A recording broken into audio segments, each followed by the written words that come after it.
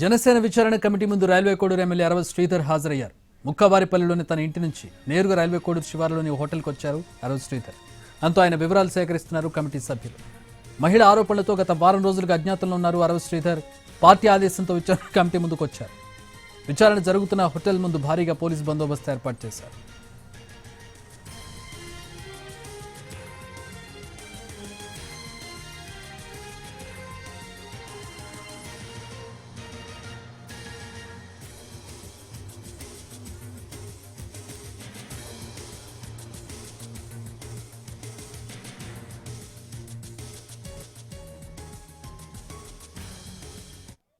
Vote చేసిన మనవాడైనా తనవాడైనా సంపూర్ణ విచారణ జరిపి శిక్షించేటటువంటి నాయకుడు మాకున్నందుకు గర్వకారణంగా ఉంది. ఈరోజు ఆ కమిటీ వస్తుంది. ఆ కమిటీ ముందు మా నాయకులు అయితేనేమి, ఎమ్మెల్యే గారు అయితేనేమి, అవసరమైతే ఆమెకు కూడా ఇన్ఫార్మ్ చేసాం వాళ్ళ లాయర్కు, మా వేరే లాయర్ ద్వారా. వాళ్ళైనా వచ్చి వాళ్ళ అభిప్రాయం తెలుపుకోమని చెప్తున్నాం. ఎవరైతే తప్పో కమిటీ నిర్ణయిస్తుంది. అల్టిమేట్గా దీన్ని తేల్చాల్సింది ఏది? చట్టం, కోర్టులో లీగల్గా పోతానంటున్నాడు అరవ శ్రీధర్ గారు. చోట్ల తేల్చుకుంటాం ఎవరు మోసం చేశారు.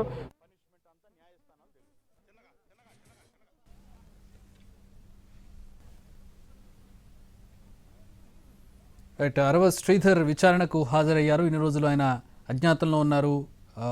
ప్రతిరోజు ఒక వీడియో విడుదల చేస్తూ మహిళ సంచలనం సృష్టిస్తున్న నేపథ్యంలో జనసేన యాక్షన్ తీసుకోబోతోంది. విచారణ తర్వాత త్రిసభ్య కమిటీని ఏర్పాటు చేశారు.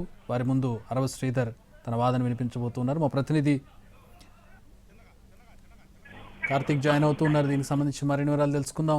కార్తీక్, ఏంటి అరవ శ్రీధర్ వాదన ఏ విధంగా ఉండబోతోంది? ఏ కోణాల్లో విచారించబోతోంది కమిటీ?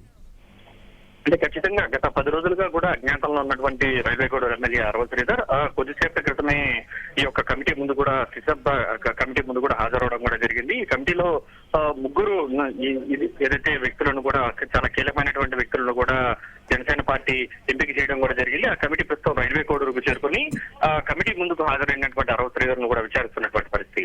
ఏదైతే కొద్ది రోజులుగా కూడా ఈ వ్యవహారం అంతా కూడా రాష్ట్ర వ్యాప్తంగా సంచలనంగా మారింది. వీరిద్దరి మధ్య ఏం జరిగిందనేటువంటి దాని మీద కూడా ఏదైతే బాధితురాలుగా ఉన్నటువంటి మహిళ పలు రకాల వీడియోలను కూడా విడుదల చేస్తూ ఉందని చెప్పుకోవాలి. చాలా వాటిల్లో కూడా న్యూడ్ కాల్స్ తో పాటు ఇతర ఏకంగా అసెంబ్లీలో ఉన్నట్టుగా కూడా మాట్లాడినటువంటి వీడియోలు కూడా విడుదల చేసినటువంటి పరిస్థితి. ఏదైతే చాటింగ్ వివరాలు కావచ్చు వాటన్నిటిని కూడా విడుదల చేస్తూ ఉంది. అయితే వీటన్నిటిని కూడా తిప్పికొట్టేటువంటి ప్రయత్నం కూడా అరవ శ్రీధర్ తో పాటు అరవ శ్రీధర్ కి సంబంధించినటువంటి వాళ్ళ అనుచరులు కూడా అందరూ కూడా గట్టిగానే చెప్తున్నటువంటి మాట. ఇదంతా కూడా హనీ ట్రాప్ పరంగా జరిగింది. ఆమె మమ్మల్ని మోసం చేస్తుంది, హనీ ట్రాప్ జరిగింది, దాదాపు 25 కోట్ల రూపాయలు కూడా మమ్మల్ని డిమాండ్ చేసింది, సివిల్స్ కు ప్రిపేర్ అయ్యారని చెప్పి ఏదైతే అరవ శ్రీధర్ కు దగ్గర అయ్యిందంటూ కూడా ఆరోపణలు చేస్తున్నటువంటి పరిస్థితి. ఇలాంటి నేపథ్యంలోనే ఇప్పుడు తాజాగా త్రిసభ్య కమిటీ ముందు హాజరైనటువంటి అరవ శ్రీధర్ తన వస్తున్నటువంటి ఆధారాలన్నింటినీ కూడా సమర్పించబోతున్నట్టుగా కూడా తెలుస్తుంది. ఎప్పుడు తనకు పరిచయం అయింది, ఏ విధంగా పరిచయం అయింది, అసలు ఏం జరిగింది అనే అన్నిటి వివరాలను కూడా తాను త్రిసభ్య కమిటీ ముందే ఉంచుతాను, దాని తర్వాత ఏదైతే పార్టీ ఏ నిర్ణయం అయితే తీసుకుంటుందో ఆ నిర్ణయానికి కట్టుబడి ఉంటారంటూ కూడా అరవ శ్రీధర్ చెప్తున్నటువంటి పరిస్థితి. అయితే ఈ వ్యవహారం మొదలయ్యాక తొలిగా అది ఫేక్ వీడియో అంటూ కూడా మాట్లాడినటువంటి అరవ శ్రీధర్ దాదాపు 10 రోజుల వరకు కూడా ఇప్పటి వరకు కూడా అజ్ఞాతంలోనే ఉండిపోయారు. నిన్న జరిగినటువంటి పవన్ కళ్యాణ్ తో జరిగినటువంటి సమావేశంలో కూడా అరవ శ్రీధర్ హాజరు కానటువంటి పరిస్థితి. ఇప్పుడు తాజాగా జరుగుతున్నటువంటి పరిణామాల నేపథ్యంలో గంట క్రితం కూడా ఈ యొక్క కమిటీ ముందు హాజరయ్యారు. తన వాదనను అయితే అరవ శ్రీధర్ చెబుతున్నటువంటి మాట. అయితే అరవ శ్రీధర్ చెప్తున్నటువంటి ఆధారాలతో పాటు చెప్తున్నటువంటి వివరణకు ఏ విధంగా కమిటీ స్వీకరిస్తుంది, ఆధారాలను ఎలా పరిశీలిస్తుంది, దాని తర్వాత నిర్ణయం ఎలా ఉండబోతుంది అనేది మాత్రం చాలా ఆసక్తికరంగా మారినటువంటి